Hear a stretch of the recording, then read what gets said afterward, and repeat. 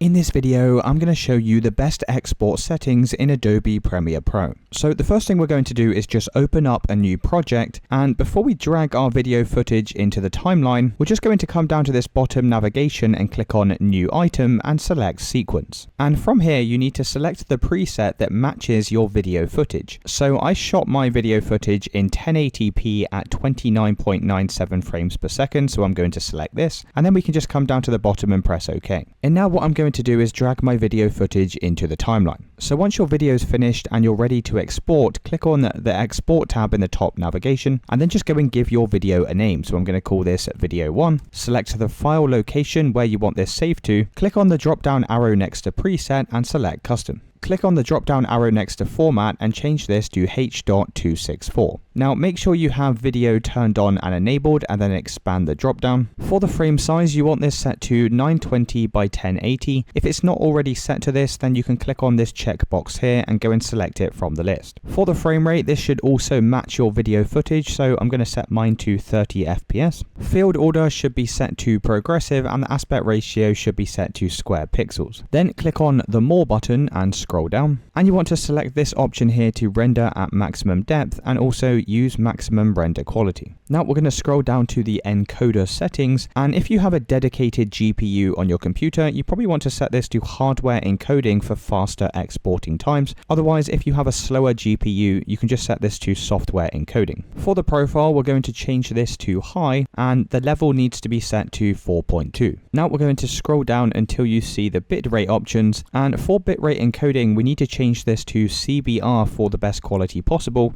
and we're going to increase the target bitrate all the way up to its maximum. Now the only problem with selecting this method is it's going to increase the file size significantly. So what I like to do instead is click on the drop down arrow and select VBR 1 pass, and we're going to change the target bitrate to 30, and this is also going to give us high quality footage just without the large file size. You also want to increase the maximum bitrate all the way up to its maximum. Now we're just going to scroll down to the audio section and make sure this is turned on and enabled. Click on the drop down arrow, and you just want to ensure your audio format is AAC. The sample rate should be set to 48,000 Hz, and the bitrate should be set to 320. Now once you finish, you can go ahead and export your project, and your video should then be ready to upload to YouTube. So it's as simple as that, guys. If you did find this video helpful, then let me know in the comments and I'll see you in the next one.